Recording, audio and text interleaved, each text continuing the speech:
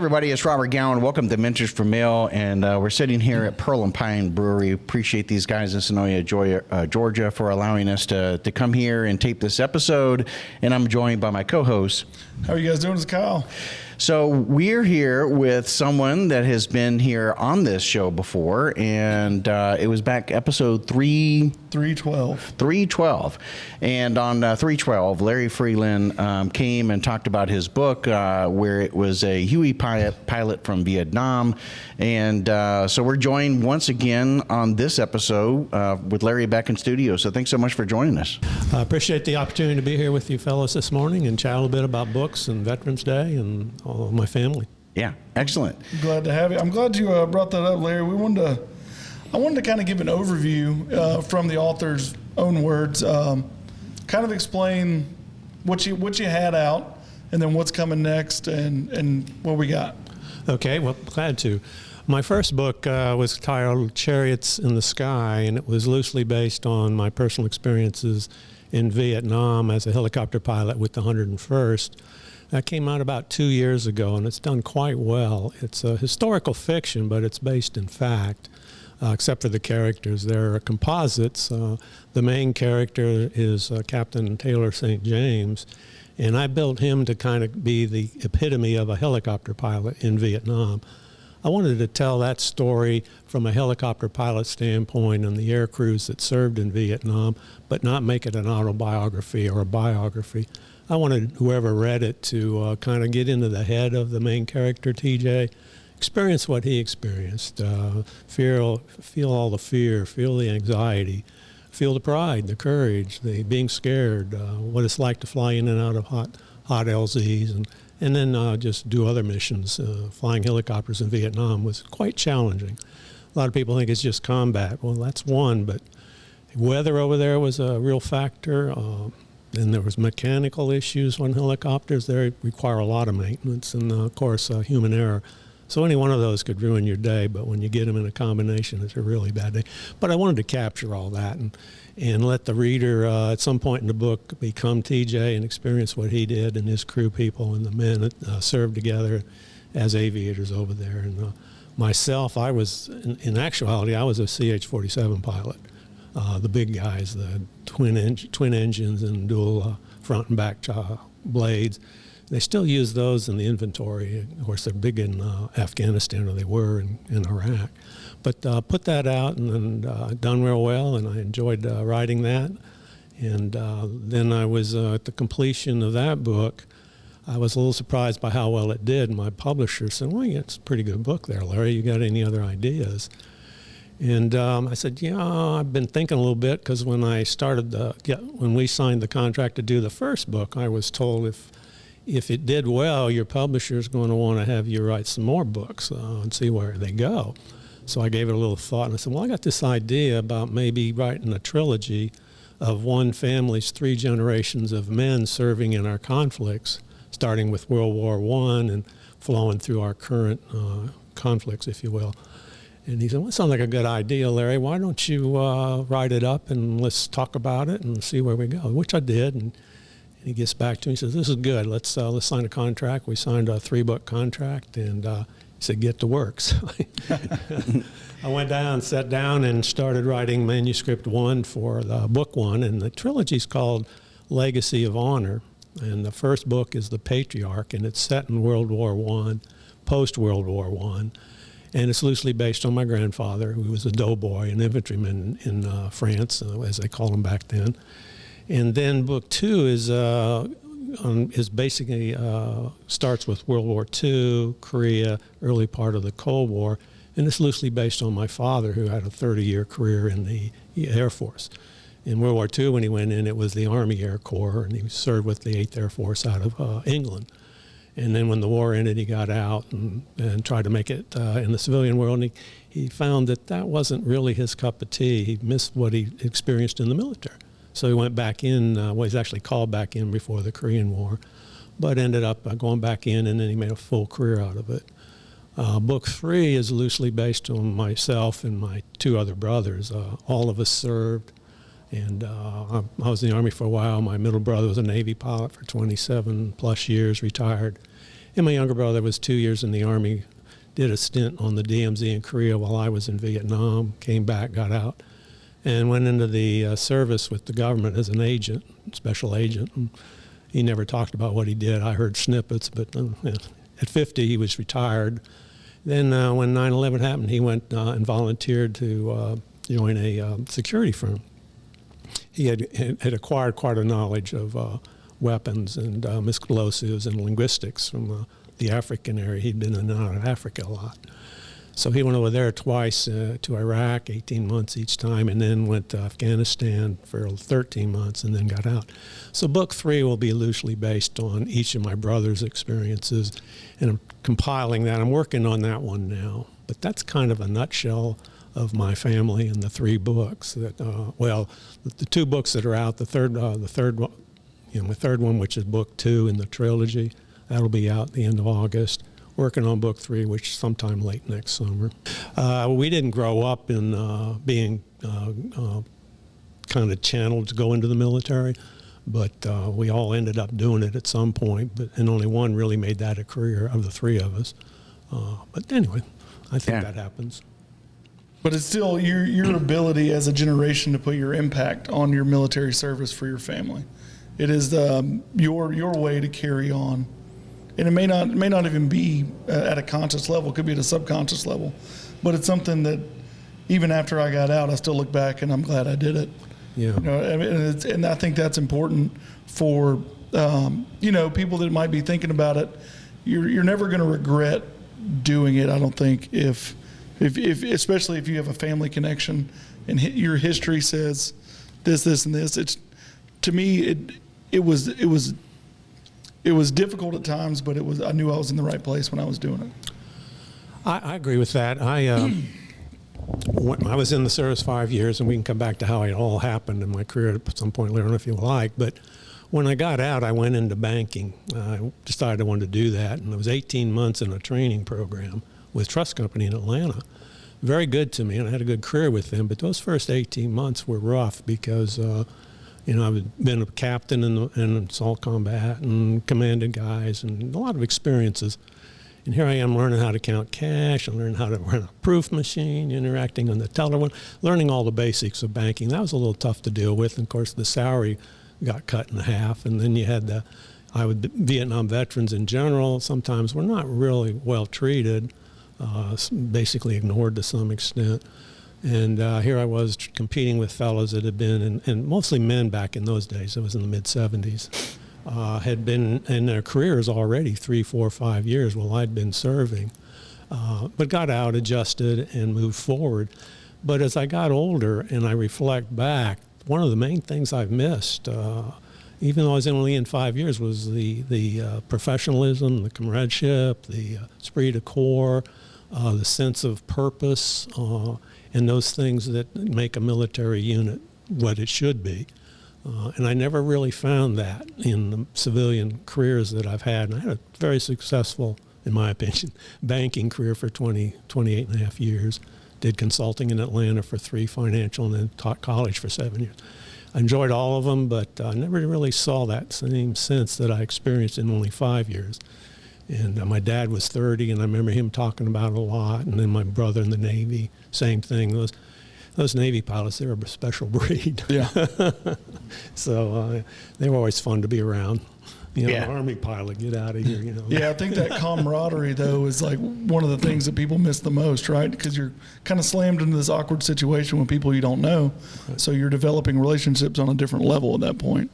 Absolutely. And that's what we hear a lot from guys that is what they're missing is that sense of camaraderie, that sense of team, that sense of something larger than self that you may not get from just a civilian job or something out there on the market now.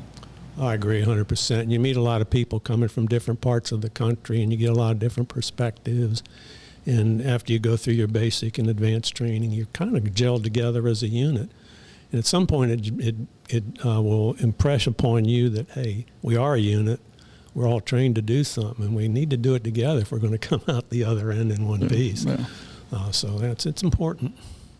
Your grandfather having served in World War I, and maybe you can kind of after studying not only his background and the history of World War One, talk a little bit more about that war and about the troubles of that war and why it was so different. You gained so much insight also as a young child and having to actually get a chance to grow up with a generation that served in World War One. Yeah, in some respects, I'm very fortunate in that regard. Grew up in a military family with my dad being in the service. But in my younger days, my dad traveled a lot. Travel's the wrong word. He was assigned a lot on unaccompanied tours. And we were, I don't think my dad would come home and live at the house for any period of time until I got into the 6th grade. He was always coming and going. So we were spending a lot of time around my grandparents. And Dad was born and raised in Louisville, Ohio, outside of Canton, Ohio. Both my grandparents, his parents, were basically from that area. And when Dad would be deployed to go different places, he would put us next to his parents there in Louisville. And the one I have the most remembrance of, and I've covered it in my book a little bit, was in the 5th grade.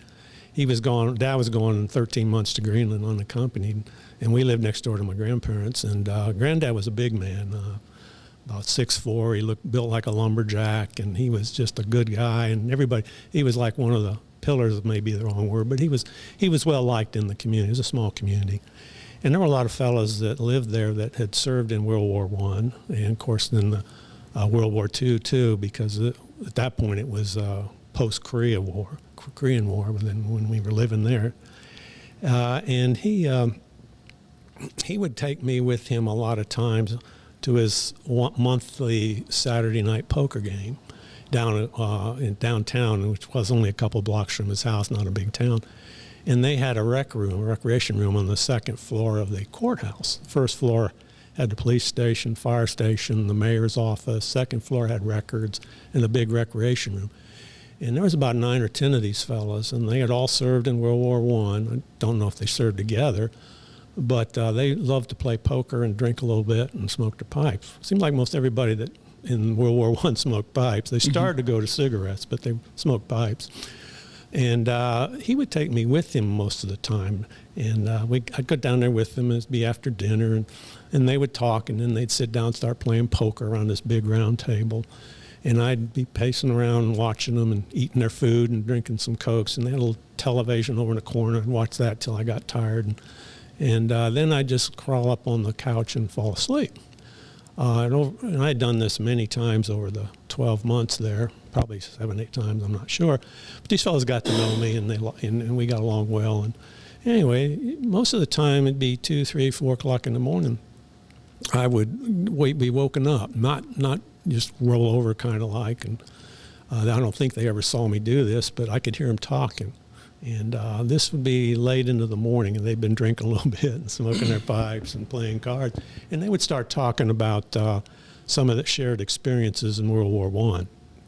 And as a boy in 5th grade, I really couldn't, obviously relate to that. But I did have a lot of respect for men that served. I grew up, even only in the 5th grade, I'd already read books about World War I. And I would hear stories occasionally, but hearing some of the stuff they talked about as a little boy was, oh my gosh, I couldn't relate to it. But I say all that to say this: that when I wrote this first book, The Patriarch, I was able to draw on some of those stories, snippets from that I could recall, and embedded them in different parts of the book, in trench warfare and things like that. So. And then Granddad himself, he never talked about the war to me. He never really talked about it, as far as I know. I got most of my information from some of his friends, from my dad, who knew a little bit. These are funny. Granddad did tell me 2 stories. He was a big storyteller. He could go into a bar, which he and I did when I was in college, because I'd go visit them. I can come up to that in a minute, but he liked to drink, and I drank beer in college. So we'd go out on Saturday night and go to one of the bars in town where he lived at that time in Middle Florida. And he'd drink a little bit, I'd drink a little bit, and he'd be up there telling everybody how it was to ride the range and horses and everything about horses. He could talk about horses and riding, and the man never rode in his life. But that's how good of a storyteller he was. And I'd sit there, and I knew all the time, and they kind of look at me like, is he really telling the truth? And and they'd buy him another round, and I think he did it for the drinks. But I might have picked some of my storytelling up from him in that regard. But I'm not sure where I was going with that. That's perfect. So, what are? Can you give us like a kind of a snippet of what some of the stories were shared around that card table? Yeah, well, now I know. But I'll come back to Granddad real quick, and I've embedded them in the book because they're funny, and I've heard them many times over the years. He went over on a troop ship, and he'd never been on a ship before. And when he came back after the war, he'd never been on a ship again. He says he just didn't like it.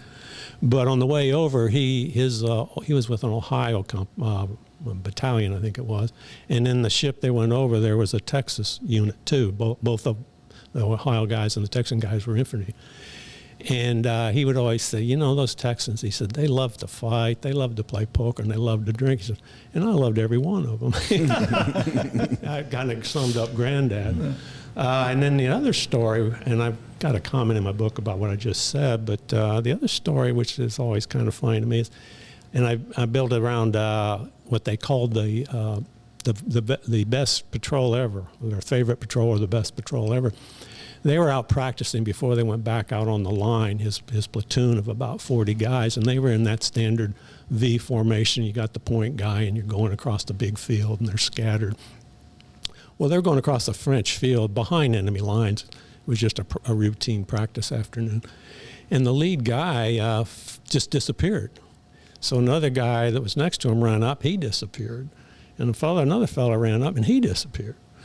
And everybody drops down on their knee, loads their weapons, and what's going on here? And anyway, the squad, our platoon leader, worked his way up and looks down in a big hole, and these guys had fallen through the roof of a hidden wine cellar.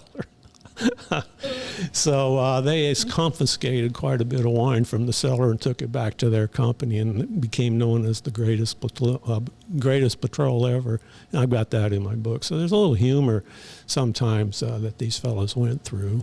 Isn't that funny about combat, where sometimes it can be like the saddest part of your life, but in a moment it could also be the happiest, funniest part of your life. Yeah. And that's awesome when you reflect that, because when people ask, you know, was it scary? Yeah. But was it hilarious? Yeah. Yep. It was that too. So yeah, I got some comments from my first book, Chariots, from some reviewers saying, well, there's a little bit of humor in the book. I thought combat was non-humorous. And I said, well, have you been in combat before? And what can you say? You don't find humor in that, but you got to have humor in something just to relieve the stress. absolutely. So it happens. Let's see here. But the fellows, back to the Saturday night poker games, a little bit of it. I remember just vaguely them talking about gas. I mean, I always thought gas would come down in an artillery shell, which it did, and it'd blow up and it'd be all over the place. But they also had these gas canisters that would explode above them in big white puffs, and they'd just float down over them and kind of rain down powder. And I remember them talking a little bit about that, hating that more than what was on the ground, because it would settle on the ground and they could kind of stay out of the puddles. But if it was falling down on them like rain, it was very difficult it was impossible, I guess, for them to get away from it. And I remember them a little bit running through no man's land there and talking about, you know, seeing their buddies drop and what do I do now and how do I help them? And they just have to keep going. Some of the things I vaguely recalled and read in the book was going across no man's land and being gassed. I always thought, you know, the shells would drop into the ground and the gas would come up, which it did, but I remember them talking a little bit about cloudburst of gas, and there'd be these big white puffs, and it would rain down on them, and they feared that more than the gas exploding on the ground. They just had a harder time couldn't get away from the exploding above them, but if it was on the ground, they could work their way around it sometimes a little bit. I remember a little bit about them talking about crossing no man's land and the feeling of being all alone and how they dreaded that. And they'd see guys fall, and they just had to keep going until they heard the whistles if the attack was called off. And I remember one or two fellows always saying, I was just praying for the whistle to go back. So they didn't care for no man's land. And I don't recall them talking about the brutality of it. I learned some of that from other places, but their general fear was going out into no man's land, and they certainly didn't like the trenches. The trenches were pretty rough on them. And I did more research to ferret that out better, but trench warfare was a key is the wrong word, but it was central to that World War I. Mm-hmm. And living in a trench for the period of time they did was tantamount to living either in a sewer or near a sewer. They were just filthy places. There was always water on the bottom. They'd put these wood racks so they'd try and stay above the water, but seldom did that really work. So trench foot was a constant problem for them. Rats were everywhere, and just the stench. And when they did get gas, which was pretty routine, the gas would still get embedded in the ground a little bit, and particularly a lot of the sandbags that we were using would just get kind of go into the bags, and emanate out a little bit. So they never really got away from it completely, even though they might not have been shelled for a pretty good while. And then the trenches themselves, they didn't live up there indefinitely. They would rotate units in and out. They'd be on the trench line a certain period of time, bring them back, let them rest a little bit, and then they put them back out there. And there was times when they knew if the enemy was going to be coming or a major offensive was in the works from the German side, and they would live in fear if they were in the back being called back up to the front, so to speak. So there was always, even if you're in the back, they knew that they were going to go up again, and they just lived in fear of that. Of course, anyone that served can relate to that. You go into combat and you come back and you go, I don't ever want to do it again, or I don't want to go back up, or whatever, and then knowing you're going to have to do it again. The food generally was not bad for them back when they were off the main lines or off the main trenches, but in the trench line it was pretty poor. If it was basically not good. Water was scarce, and it was not purified well. The food would be cold if it got up there, and we had some rations. I don't remember all the type of rations they got, but they didn't care for the food on the line. They did enjoy it when they were way back in the back bases. They got fed pretty well in the mess halls back off the line, which they looked forward to. So I just remember a lot of those different things. And the mud, oh my gosh, the mud, that's constant mud. They wore these big, I call them combat boots. They had a name for them, Pershing boots. And they came up almost to their knees. And they would be times when the mud would be almost up to that when they were just walking. It seemed like it was always wet over there from what they talked about. So I read a lot of those, some of that stuff, and embedded that in the book. I did a lot of research on World War I. I'd read some books about World War I, seen some documentaries about World War I, so I could draw on a lot of that too.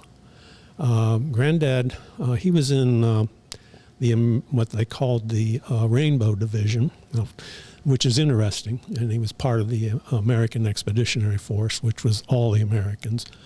Towards the end of the war, they'd had the First Army was the one they formed, and then towards the end of the war, they brought in another army, so they had two armies over there, and I'll come back to that. But he was in one of the early groups to go over when the war started, or when we declared war on Germany in 1970, I think it was April or May.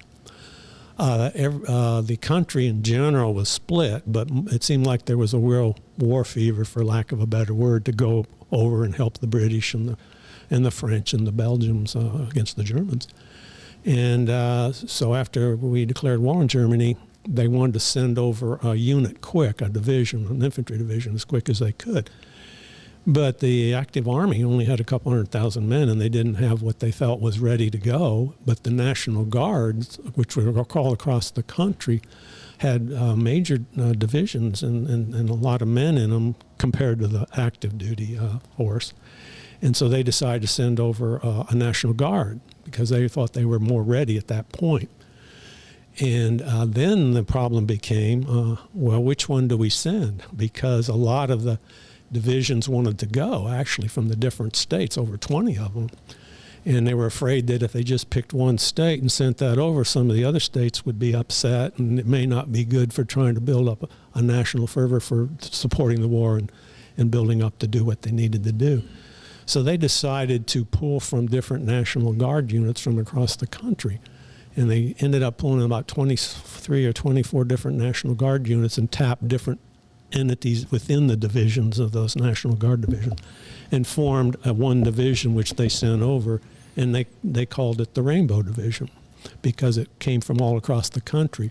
And at the time, the person that came up with that concept was a Major MacArthur, Major Douglas MacArthur. He came up with that idea. And then they called it that, and he was given credit for that. He ultimately, when they got over there, he was moved over there, and he became the deputy commander of the division, and then he took over the division later into the war. But Granddad was part of that. He was actually drafted, but right out of the gate, and he ended up going, and right after they put the division over there, he was one of the initial companies to come in and augment it more. They got it over there, and they kept building it up, and he was pulled into that one, and he served in the whole time over there. He didn't get wounded, but he certainly, I guess, saw his share. He was in the first one, which was a big battle the Americans fought in, the Second Battle of the Marne. They were under, I think it was the British control. They had their own command structure, but the commander over the American portion reported to a French general, and they were part of I think it was French or British, whichever sector at that point, and they fought under them, but as a unit. And then later they were in the Battle of St. Malo, and that's where Patton got wounded. He was a tank commander at that time. And I embedded that in the story a little bit, which is a true story, except my main character in my book, he leads a squad to save him. And of course, he didn't do it in real life, but in the book, this happens. And then the last major battle was the Moose Argonne, and that was the largest battle of the war, and it was the last one in the war. And the Americans were charged with 25-mile front lines into the Moose Argonne. And it was turned out to be the last major battle, and the French was on one side and the British were on the other side. And the idea was for all of them to just push the Germans all the way out of France and Belgium back into their own country. In this battle, the First Army, which had already been there, was augmented by the Second American Army. So there was two American armies. There had been almost 4 million men over there, but for this battle, they brought over 1 million men, Americans, to be in the battle. And it kicked off, I think it was late September, and they were fighting all the way up to Armistice Day, November 11th, 1918, and that ended the war, and the battle ceased at that point.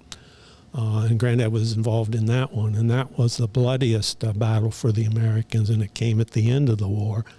And they ended up making a cemetery there, the Moose Argonne, and there's like over 14,000 Americans buried there that was in that battle.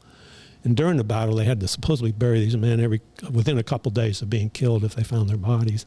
And they were buried and scattered all over the battlefield. And when the war ended and they designated this area as being the cemetery, they would go around and bring the fellows that were in these other augmented temporary cemeteries and bring them in and give them a proper burial. And the cemetery is, it's on the back of my book, actually, a picture of it. Beautiful. I've not been there, but I've some people have, and I've talked to them, and I've seen pictures. But it houses almost 14,000 Americans killed during that battle.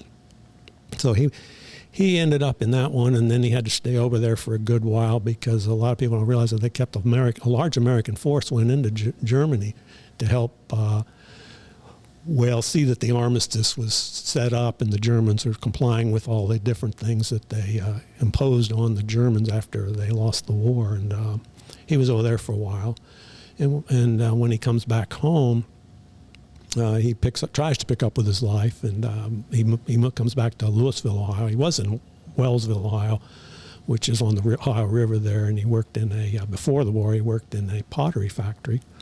But when he came back, his job had already been filled. And a lot of people don't realize that when the war ended, these fellows, 4 million of them, were brought back at some point.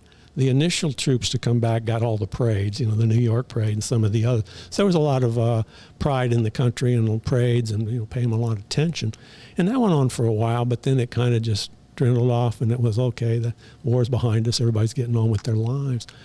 when Granddad came back, they didn't get any praise. They just brought the units back, took them into New York, and said, "You're out of the service. Here's your check and go home." So not that he was looking for a parade. He just wanted to go home, I'm sure. But he came home and he picked up with his life. And he ended up going to Louisville. He couldn't find a job in Wellsville. And he had a buddy that worked in the steel mill. And he said, "You ought to look in the steel business." So Granddad looked into that. And he ended up going into the steel, working in the steel companies there outside of Canton, between Canton and Louisville. And he worked there until he retired at 55. And he worked his way up. And he met my grandmother, who was French. And a lot of people think, "Did he meet him over in France?" Well, no, but he certainly knew some French ladies over there. But no, and when the war ended, he would talk about some of the French food. He loved the French food. He got, some of in Paris there. He'd get to go into Paris occasionally. So anyway, he ended up marrying Grandma, and she was French. And they settled down there in Louisville. And they had 2 children, my dad, and they had a daughter, my aunt. And they made a life there. He had it rough, though, a little bit. Early days, he had to work his way up. And it seemed like a lot of guys from hearing him talk, because I think most of those fellows that were in that Saturday night poker game worked at the mill, steel mill, in some capacity. A lot of these fellows had a hard time finding jobs when they came back. And they weren't mistreated or anything. They were just kind of, well, welcome back and, go about your life. We didn't have a VA. We didn't have any special benefits for them. And these guys had come back, these men, and, some of the trench warfare I was talking about earlier, being gassed, some of them being hurt from being shot or shrapnel from the various mortars or artillery rounds. And then, of course, on top of that, the lousy diet. They all had most, if not all, had some form of health issues with their digestive system and their respiratory system. Mm-hmm. My own granddad had both. I remember over his whole life, it got a little worse as he got older, but he always dealt with it, never complained about it. But they didn't have anywhere to go when they came back. They just had to suck it up and deal with it. They didn't have any place they could turn to other than a family doctor or a local doctor. But they didn't know what to do. They had no idea. All these men come back with all these horrific wounds. And what do you do for gas if it got down into their bronchial tube and their lungs? How do you treat that? How do they deal with that? And some of the parasites and things that they could pick up from being over there. So they had a big adjustment and had to kind of huff it on their own. And they formed their own little groups, the VFW and the American Legion. I think they had their roots as part of that war, where these guys were coming together, trying to work, help each other, so to speak. He participated in, he didn't participate in the, what we called the bonus Army March. It's in my book.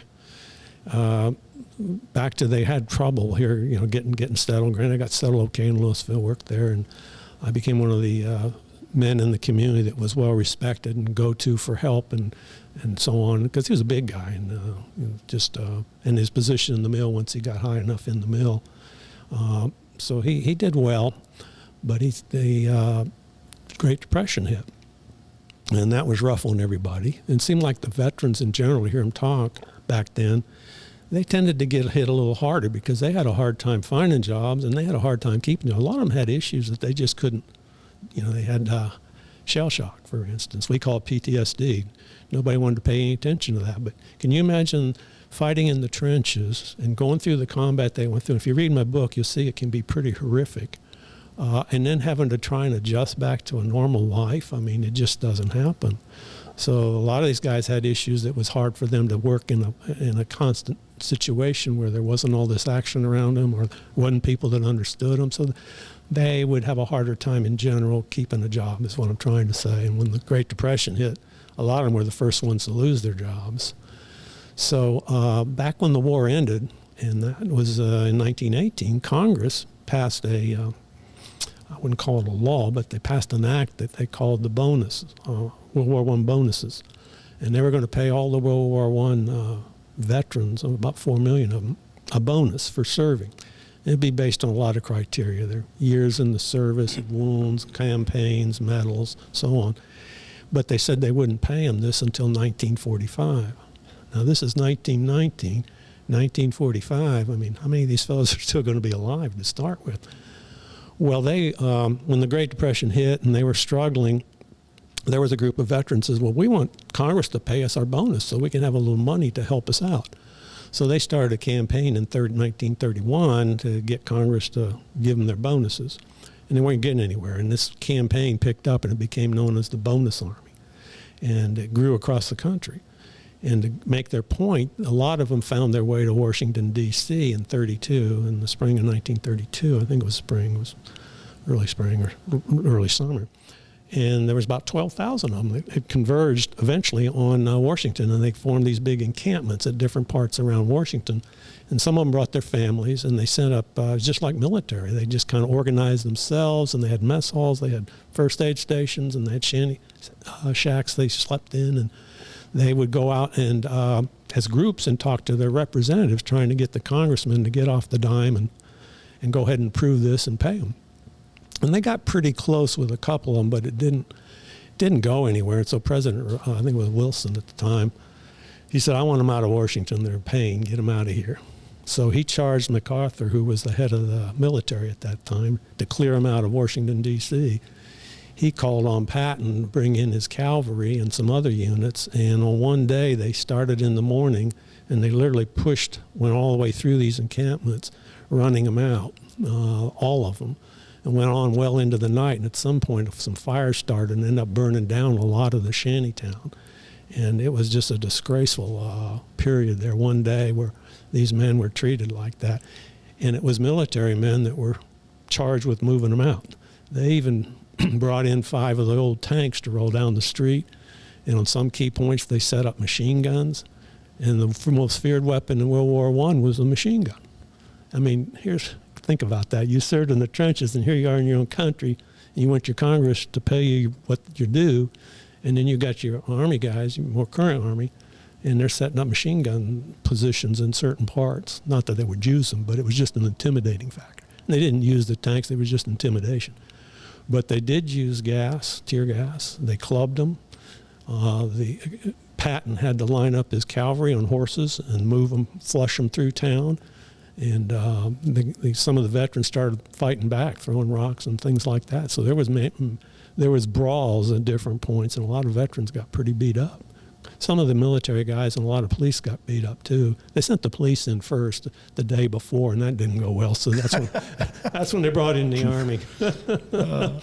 So I tried to do the best I could to capture that in my book. So, and I never heard of the Bonus Army before, but when I researched that, I thought, I can't leave this out of the book. This is interesting. It's so funny though that part of history is not even understood. I'd never heard that story before. I've never once even heard about the Bonus Army. Thank you for sharing that. Yeah.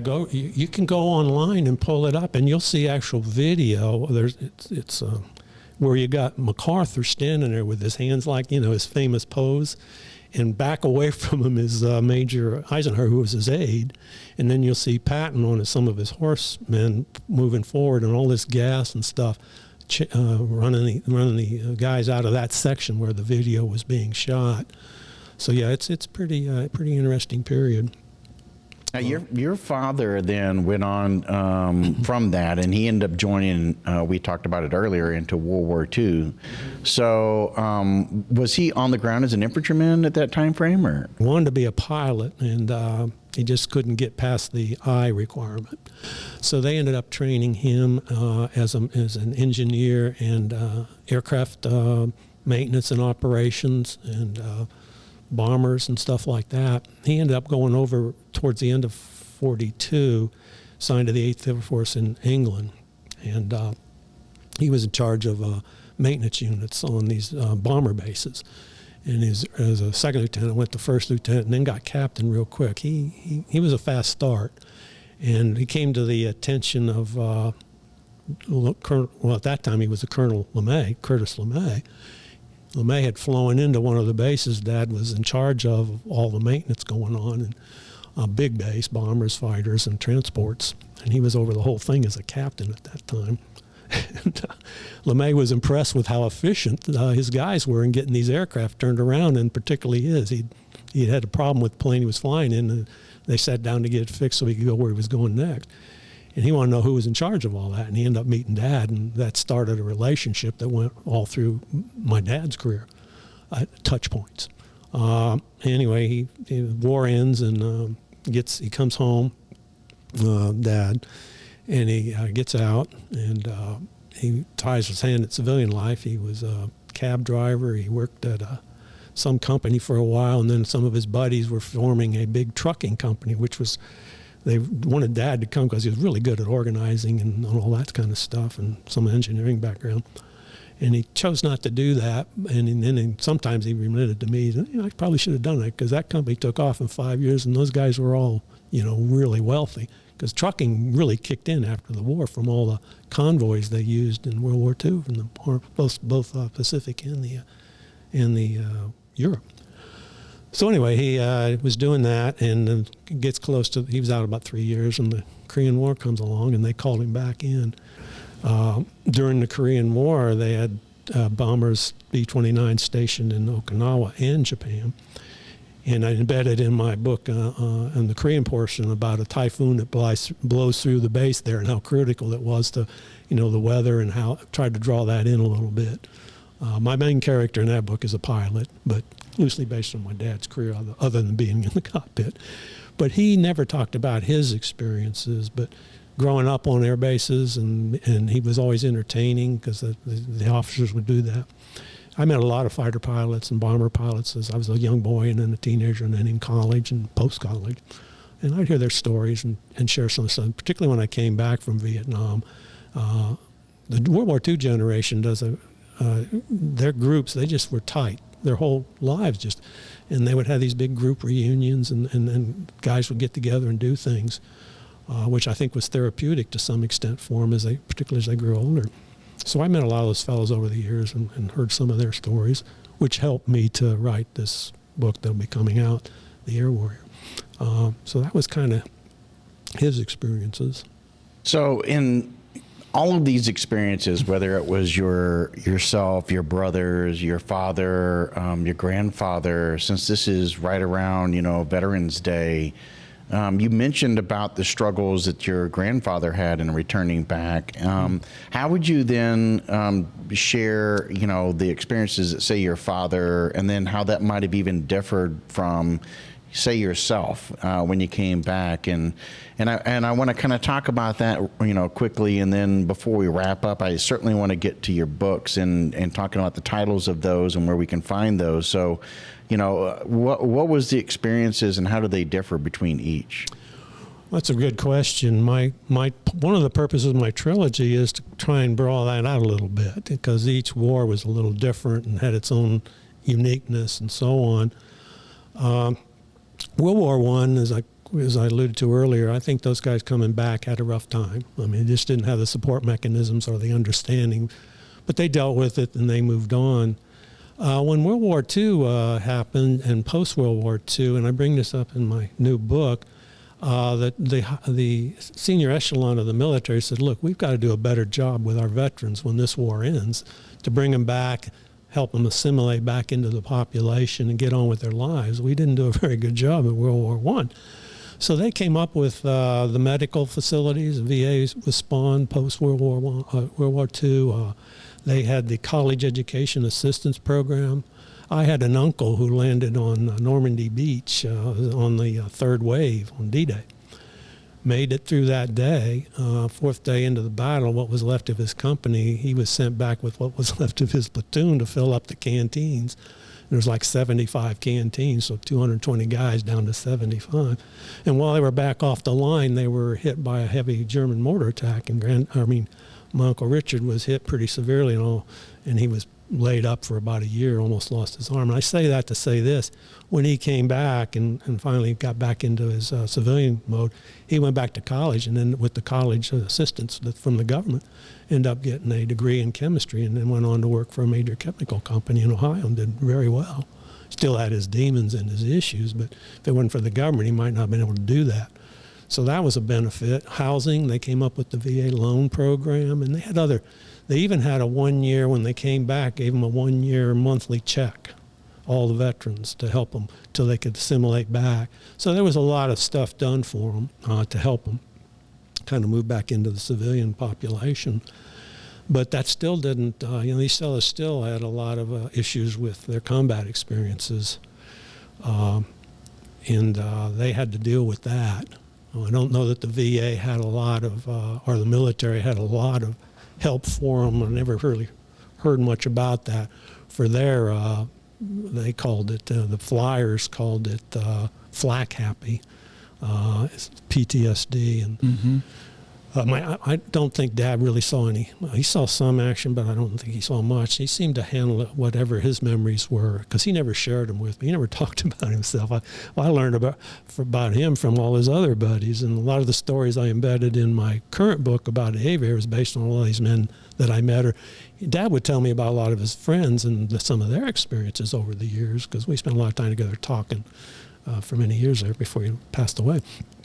But I don't think he had a real rough time adjusting. He loved the military, and when he got out, he really didn't want to get out, but he did. And adjusting into the civilian side, he never quite did that. He retired in Panama City next to Tyndall, and he was real big in the community with veterans and helped. So that life just was part of him until he died. As far as the men in general, I think they did a pretty good job. There's 16 million men that served in World War II. 4 million in World War I. Was able to get back in. Not all of them. It depended on their experiences and everything. Much different from, say, your brother and yourself, and yeah. Korea, this is funny. To come along with the same concept here or idea. Dad was in Korea for almost 2 years, and when he came back, we spent about a month, I guess, in Louisville for him to he had time off before he went to our next duty station, wherever that was. And he was walking down, we'd walk downtown with him, get a chocolate Coke, or he loved chocolate Cokes. I like vanilla Cokes. And he would bump into buddies he went to high school with there, because he grew up there. And he knew everybody in town, they knew him. And he would bump into these guys all the time, and they say, "Hey, Sam, where you been? I haven't seen you in 2 years." And he would always get so upset. He said, I think one time I was with him, and he didn't blow up. He was always real calm, but he said, "You ever hear of a place called Korea?" I mean, that summarizes Korea. They call it the forgotten war. I mean, if you weren't in the war, or you didn't have a family member, everybody else just went on with their life. Well, that's not my problem. I don't know anything really about it. That was a horrendous war. I had no idea what the B-29 pilots experienced until I wrote this book and embedded that part in the book. So I think Korea was a little rough on those fellows that did go, because I have known some Korean War veterans, and they're pretty sensitive about that, and they have a right to be. Then you fast forward to Vietnam. Well, a lot of people know about that. 13 years and long war, and it was a costly war, and it certainly did a lot of damage to our psychic, national psychic.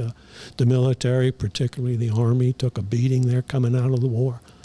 That spawned do away with the draft, form the modern volunteer army, and move forward with that. Excuse me. But I can only speak for myself. 5 years in, when I came back, it was a rude awakening to some extent. You heard about it, you knew it. It was what was going on, but yeah, it was still kind of rough. The adjustment there. Didn't want any. I just wanted to go home, but I didn't expect to be treated the way I'd been treated in when I was wearing my uniform. When we left Vietnam, flew out of. I'll digress a minute. Flew out of Da Nang, flew into Japan, Tokyo, and was allowed out of the airplane to stretch, and while they cleaned it and refueled it, and wandered around the terminal immediate area. And every Japanese person, which, well, of course we were in Tokyo, was very kind, and went out of their way to be kind to us, because we were all in uniform, and we had a lot of conversations, so on. Pleasant experience. We come back, we land in Washington at the military base there, and then we process out. Some guys were going out, getting out, being released. Others, like myself, are going to be reassigned. And the next morning, those of us that were going to Atlanta were taken by a bus out to the Washington Tacoma Airport there.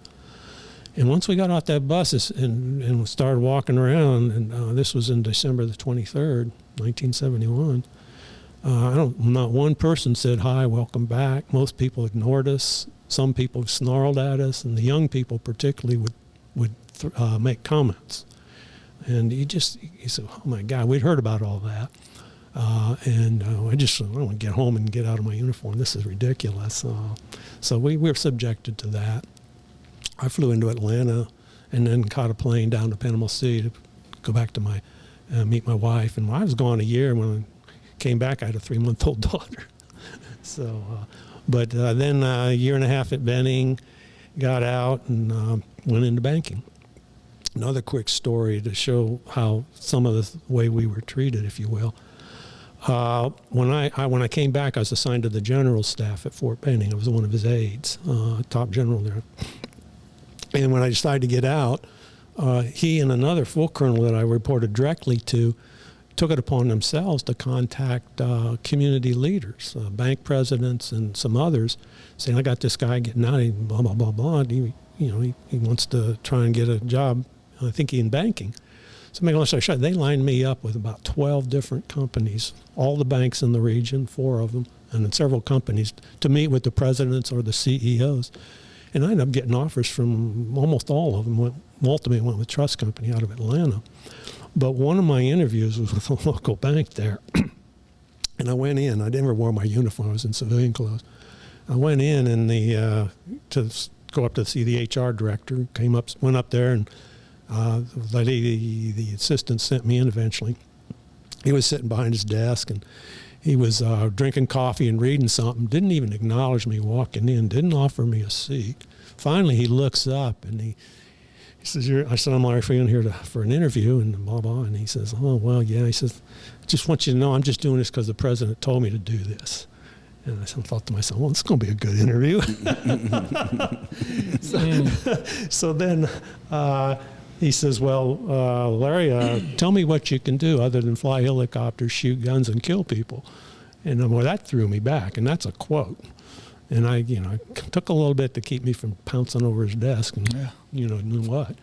And so I just basically leaned over his desk, and I don't remember exactly how I put it, but I was mad, and I told him so. And I said, I wouldn't come to work for all the money in the world, and I don't see how a guy with your attitude got a job like this in a bank, a community bank, in a military town.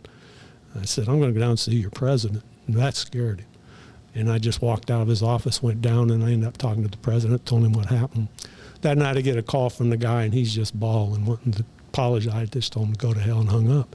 I think he was fired. I knew he was fired within about a week. Somebody got back to me. But you would run into that. And I wasn't the Lone Ranger. I had other instances similar to that, but that was probably the worst. But a lot of us just ran into that. Well, my brother, Tom, Navy, he got out. He started his own business as a consultant with the Navy. And my younger brother, he bounced around doing everything. So I think after, this is my own opinion, as we moved into the end of the 80s and Reagan came on board, he poured a lot of money and energy and so on back into the military. And I think he helped rejuvenate it, particularly at the end of his first term. I mean, he had increased the size of the military, increased their weaponry, and all these things. And there was a sense of pride that was being rebuilt in the military. And then, of course, Bush gets in, and we go into the first Gulf War, and everybody knows what happened there. And I think it really brought the military's appreciation for him in general up much higher, helped with recruiting, and drove a lot of good people in. And so I think they were treated generally better. But it's still rough on a veteran. I don't matter what war, what you do, you've still got to transition from military to civilian when you do get out and move on with your life. And it's always a challenge. You've got 2 books sitting there, and I want to make sure that we at least highlight those books. And you said you've got another one coming out, but can you pick up your books and, maybe within camera shot there, give us an opportunity to see. So the first one is Chariots in the Sky. So you should be able to see that now in front of you. And that's the book that you were describing that's more about your stories and those that you served with and everything. Although you were a Chinook pilot, this is more about a Huey pilot during Vietnam. It's a fantastic read. I've read that thing cover to cover and really enjoyed that story. And then now you've got the Legacy. So hold that up. Now you got Legacy of Honor. And Legacy of Honor is your grandfather's with World War I. And this is going to then transition into Korea. And then you've got your next book, which is still the Legacy of Honor. Legacy of Honor, The Air Warrior. Okay. Yeah, and so in that one, we'll also make sure that we demonstrate that. So hold those books back up again, Larry. I just want to make sure. Both of them? Yeah. So in each of the books, we've got the Chariots in the Sky, then Legacy of Honor, and you can see the Chariots in the Sky is, again, the book about himself and when he was a Chinook pilot and then a Huey pilot. And then the other one is Legacy of Honor, which covers his grandfather. And then you've got the next one that's coming out. So, Larry, we really appreciate you coming on the show, sharing once again the deep history of what you've studied and the experiences that your grandfather and yourself, of what you put within the book. But more importantly, in this conversation around understanding that veterans and what some of them may be experiencing today and why it's so important to recognize each of these veterans through these different stories. There's struggles that happen each time, and there's a lot of similarities. And so I think, at least what you covered here in this show is how those similarities, the names may have changed of what post-traumatic stress was, but it's always been there, and it's something obviously that we need to be cognizant of and aware of. But more importantly, the brutality of war and what war really is, and what you've shared in your books through each of those generations of your personal family and their extended friends and everything. And so I really appreciate that. I really appreciate you coming on and once again just sharing that knowledge and information.